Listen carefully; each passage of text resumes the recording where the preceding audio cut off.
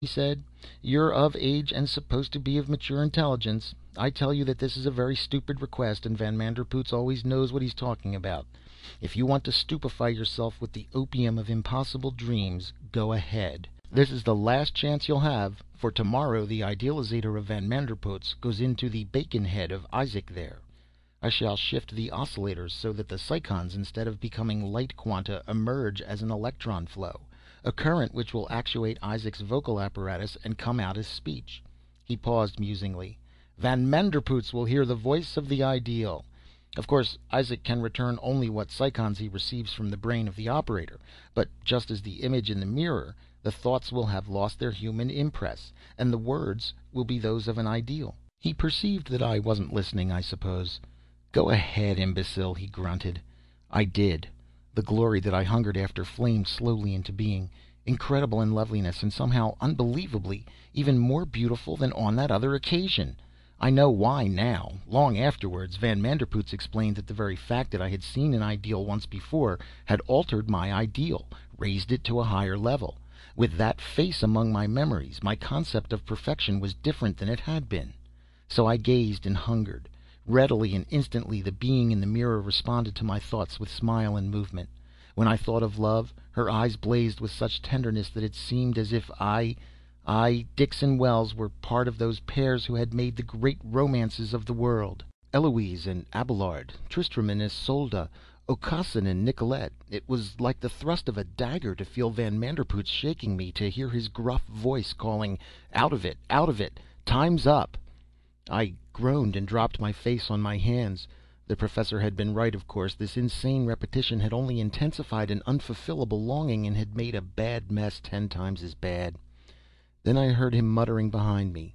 "Strange," he murmured. "In fact, fantastic. Oedipus, Oedipus of the magazine covers and billboards." I looked dully around. He was standing behind me, squinting, apparently, into the spinning mirror behind the end of the black tube. "Huh?" I grunted wearily. "That face," he said. "Very queer.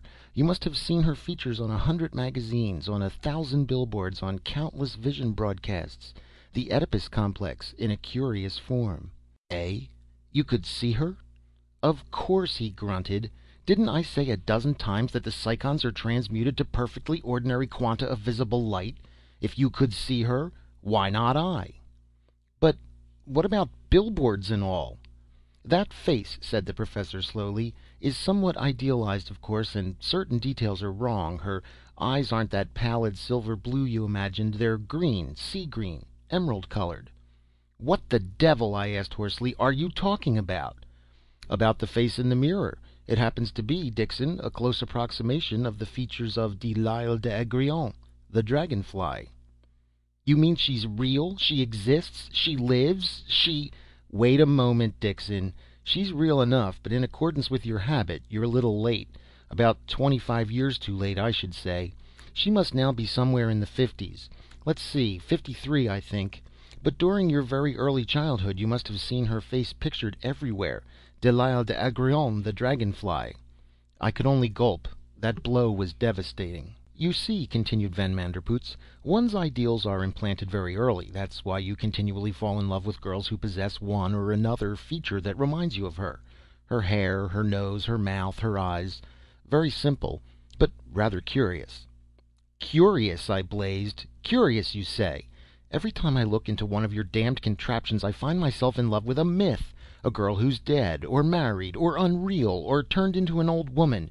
Curious, eh? Damned funny, isn't it?" "Just a moment," said the professor placidly. "It happens, Dixon, that she has a daughter. What's more, Denise resembles her mother. And what's still more, she's arriving in New York next week to study American letters at the university here. She writes, you see." That was too much for immediate comprehension. How do you know?" I gasped. It was one of the few times I've seen the colossal blandness of Van Manderpoots ruffled. He reddened a trifle and said slowly, "It also happens, Dixon, that many years ago in Amsterdam, Haskell Van Manderpoots and L'Isle d'Aigrion were very friendly. More than friendly, I might say. But for the fact that two such powerful personalities as the Dragonfly and Van Manderpoots were always at odds," he frowned. "I was almost her second husband. She had 7. I believe Denise is the daughter of her third. Why is she coming here? Because, he said with dignity, Van Manderpootz is here, and I am still a friend of Delisle. He turned and bent over the complex device on the table. Hand me that wrench, he ordered. Tonight I dismantle this, and tomorrow start reconstructing it for Isaac's head. But when, the following week, I rushed eagerly back to Van Manderpootz's laboratory, the idealizator was still in place. The professor greeted me with a humorous twist to what was visible of his bearded mouth. Yes, it's still here, he said, gesturing at the device. I've decided to build an entirely new one for Isaac, and besides, this one has afforded me considerable amusement.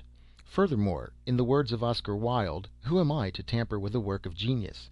After all, the mechanism is the product of the great Van Manderpootz. He was deliberately tantalizing me.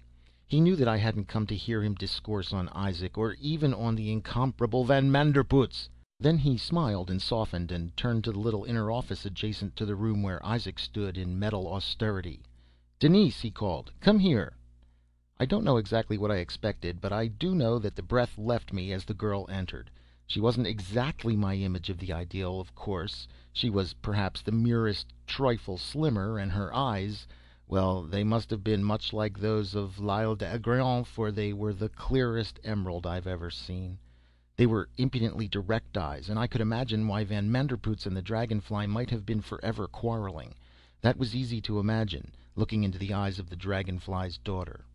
Nor was Denise apparently quite as femininely modest as my image of perfection. She wore the extremely unconcealing costume of the day, which covered, I suppose, about as much of her as one of the one-piece swimsuits of the middle years of the 20th century. She gave an impression not so much of fleeting grace as to litheness and supple strength, an air of independence, frankness, and, I say it again, impudence. "Well," she said coolly as Van Manderpootz presented me, "so you're the scion of the N.J. Wells Corporation. Every now and then your escapades enliven the Paris Sunday supplements. Wasn't it you who snared $1 million in the market so you could ask Whimsy White?" I flushed. "That was greatly exaggerated," I said hastily, "and anyway, I lost it before Not before you made somewhat of a fool of yourself, I believe," she finished sweetly. Well, that's the sort she was. If she hadn't been so infernally lovely, if she hadn't looked so much like the face in the mirror, I'd have flared up, said, "Pleased to have met you," and never have seen her again. But I couldn't get angry. Not when she had the dusky hair, the perfect lips, the saucy nose of the being who, to me, was the ideal. So I did see her again, and several times again. In fact, I suppose I occupied most of her time between the few literary courses she was taking. And little by little I began to see that in other respects besides the physical she was not so far from my ideal. Beneath her impudence was honesty and frankness, and, despite herself, sweetness. So that, even allowing for the head start I'd had, I fell in love pretty hastily. And what's more, I knew she was beginning to reciprocate. That was the situation when I called for her one noon and took her over to Van Manderpootz's laboratory. We were to lunch with him at the University Club, but we found him occupied in directing some experiment in the big laboratory beyond his personal one, untangling some sort of mess that his staff had blundered into. So Denise and I wandered back into the smaller room, perfectly content to be alone together. I simply couldn't feel hungry in her presence. Just talking to her was enough of a substitute for food. "I'm going to be a good writer," she was saying musingly. "Some day, Dick, I'm going to be famous." Well, everyone knows how correct that prediction was, I agreed with her instantly. She smiled. "You're nice, Dick," she said. "Very nice." "Very?" "Very," she said emphatically. Then her green eyes strayed over to the table that held the idealizator. "What crack-brained contraption of Uncle Haskell's is that?" she asked. I explained rather inaccurately. I'm afraid, but no ordinary engineer can follow the ramifications of a Van Manderpootz conception. Nevertheless, Denise caught the gist of it, and her eyes glowed emerald fire. "It's fascinating!" she exclaimed. She rose and moved over to the table. "I'm going to try it." "Not without the professor you won't. It might be dangerous." But that was the wrong thing to say. The green eyes glowed brighter as she cast me a whimsical glance. "But I am," she said. "Dick, I'm going to see my ideal man." She laughed softly. I was panicky. Suppose her ideal turned out tall and dark and powerful instead of